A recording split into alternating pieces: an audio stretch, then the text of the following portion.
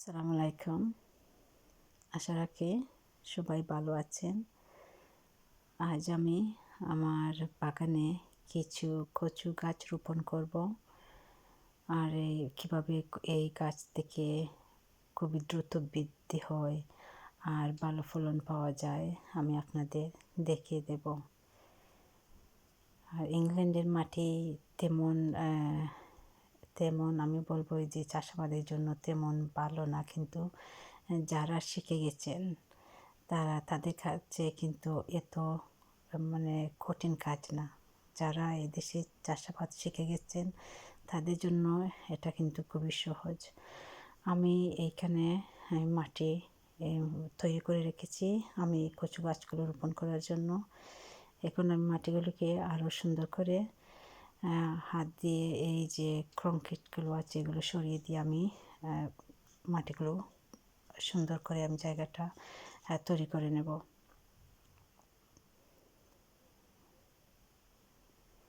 এখানে আমি এই যে মাটিগুলো সুন্দর করে তৈরি করে নিয়েছি। আর আমি এখানে এই যে কম্পোস্ট বিনের মধ্যে আমি হাতের তৈরি যেগুলো সার আছে আমি এখানে তৈরি করে নিচ্ছি অনেকগুলি সার।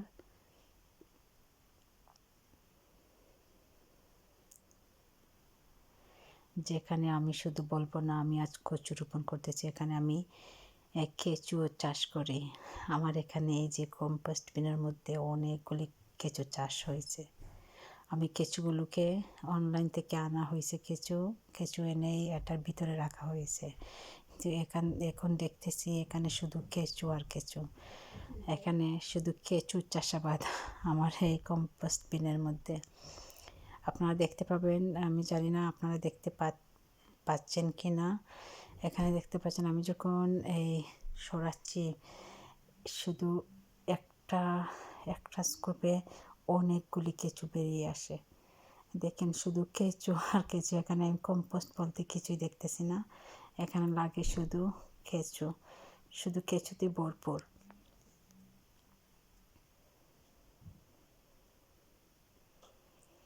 হ্যাঁ দেখেন অনেকগুলি কেঁচু। আর কেঁচু কিন্তু এই যে আমরা জানি প্রকৃতির লাঙল বলা হয়, আর চাষিদের বন্ধুও বলা হয় কেঁচুকে। কেননা কেঁচু যখন এই মাটিকে খুঁড়ে খুঁড়ে দেয়, এটা কিন্তু এই যে শেকড়ের জন্য খুবই প্রয়োজনীয়।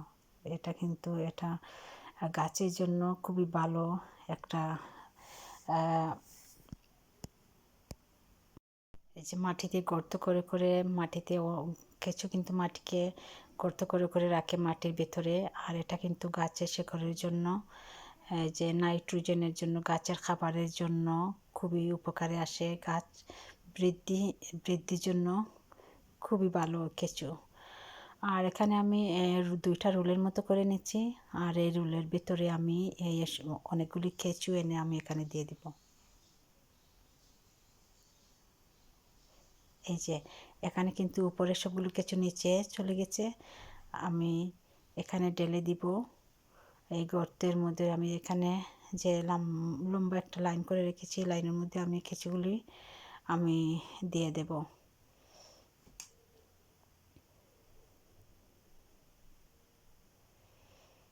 সুন্দর করে বিছিয়ে দেব। তারপরে আমি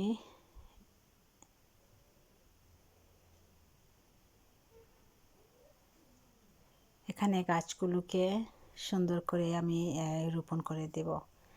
আর যে কথা বলতে চাচ্ছি, এখানে দেখেন আমার গাছগুলো আমি টবের ভিতরে রেখেছিলাম আমার এক সৌন্দর্যের জন্য। আগে তো কচু কচু কেউই ভালোবাসতো না, কিন্তু যখন বিদেশের মাটিতে থাকলে অনেকেই দেশের যে কোনো একটা জিনিস দেখলে এসবের মায়া আসে, ভালো লাগে। আর এখানে এই যে কচুর যে মূলগুলি, যেটাকে আমরা জড় বলি, যে মূলগুলি, এই মূল থেকে কিন্তু আরও অনেক কচু বের হতে পারতো, কিন্তু এটা এই টবের ভিতরে থাকায় আর এই যে আর গাছ উঠতে পারেনি, বা আমরা যেটাকে লতি বলি, লতা, আমরা বলি লতা, লতা ছাড়তে পারতো। আমি দেখছিলাম অল্প করে একটু লতা বের হচ্ছে, তাই আমি ভাবলাম যে আমার গাছগুলোকে আমি টবের ভিতরে না রেখে আমি বাইরে রোপণ করে দেই।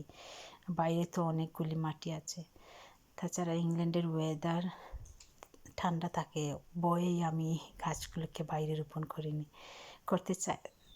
করতে চাইনি। কিন্তু যখন দেখলাম যে এখান থেকে লতির মতো বের হচ্ছে, এই ভেবে আমি সিদ্ধান্ত নিলাম যে বাইরে আমি গাছগুলি রোপণ করে দেব। আর আমি রোপণ করার সময় আপনারা যখন রোপণ করতে চাইবেন, এই যে মূলগুলিকে একটু ছড়িয়ে ছিটিয়ে দেবেন। এটা কিন্তু খুবই গাছের জন্য ভালো, ছড়িয়ে ছিটিয়ে দিলে আর অনেকগুলো গাছ হবার সম্ভাবনা আছে।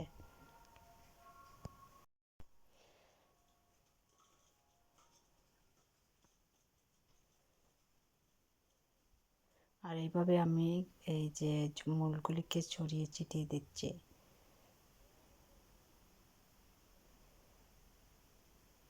আর যদি আমার এই টোপটা বড় হতো তাহলে কিন্তু এটায় অনেকগুলি কচু, মানে কচুর লতি ছেড়ে দিত, কিন্তু টোপগুলি ছোটো হওয়ায় লতি ছাড়তে পারে না।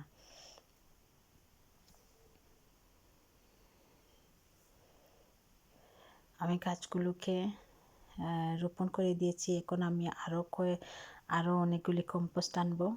কম্পোস্ট নয়, এটা শুধু কেঁচু বলতেছি। আমি অনেকগুলি কেঁচু এনে এভাবে আমি ছেড়ে দিব কচুর কচুর ওই যে আমি যে রোল করেছিলাম, রোলের মধ্যে আমি এভাবে ছেড়ে দিব।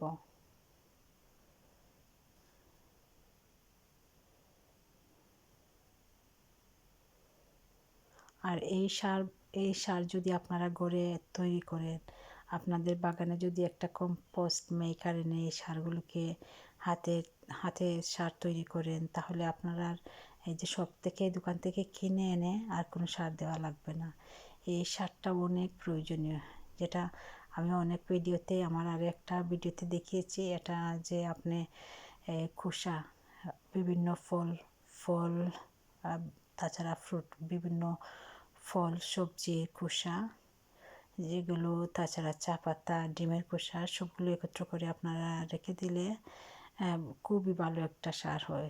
তাছাড়া যে পাতগুলো আমাদের নষ্ট হয়, খাবারগুলো নষ্ট হয়, এই কম্পোস্ট পিরামিডের মধ্যে ছেড়ে দিলে কিন্তু খুবই ভালো সার তৈরি হয়।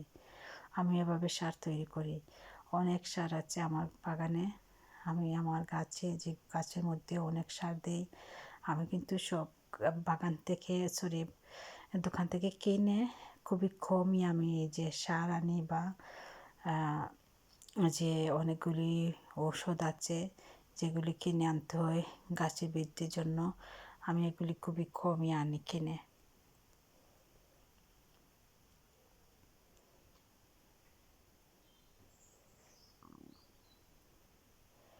আর গাছগুলি দেখতে খুবই হেলদি ও সুন্দর হয়েছে। গাছগুলিকে দেখতে আমার খুবই ভালো লাগতেছে।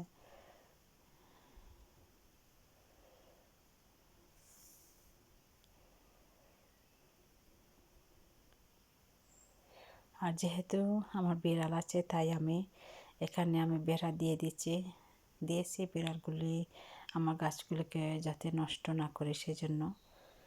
আর আমার শখের এই কচু বাগান, এখন আমি খুবই সুন্দর করে আমি পানি দিয়ে দিতেছি। আর আপনারা চাইলে আপনাদের যে আপনারা নিজের বাগানে কচু করতে পারেন। কচু আশা রাখি কচু ভালো ফলন দিবে। আশা রাখি মাটিতে কচু হবে। আপনারা আপনাদের বাগানে কচু করতে পারেন।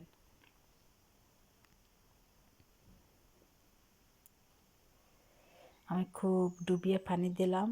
পানি দিয়ে আমি এই গাছগুলোকে আমার বেড়াটা ভালো করে ঠিক করে নিব। আর আপনারা যেভাবে আমার পদ্ধতি অবলম্বন করে যদি আপনারা গাছ রোপণ করেন, যে কোনো জায়গায় রোপণ করলে ভালো ফলন পাবে যদি হাতের তৈরি কোনো সার ব্যবহার করেন আপনারা, তাহলে খুবই ভালো ফলন দেবে। আমি আশা রাখি, এটা আমার বিশ্বাস। আর এই পর্যন্ত আপনারা ভালো থাকেন। যদি আমার ভিডিও আপনাদের উপকারে আসে, ভালো লাগে, আপনারা লাইক, কমেন্ট এবং সাবস্ক্রাইব করবেন। আর আপনাদের কিছু জানার থাকলে আমাকে কমেন্ট করে জানাতে পারেন। আল্লাহ হাফেজ। আসসালামু আলাইকুম।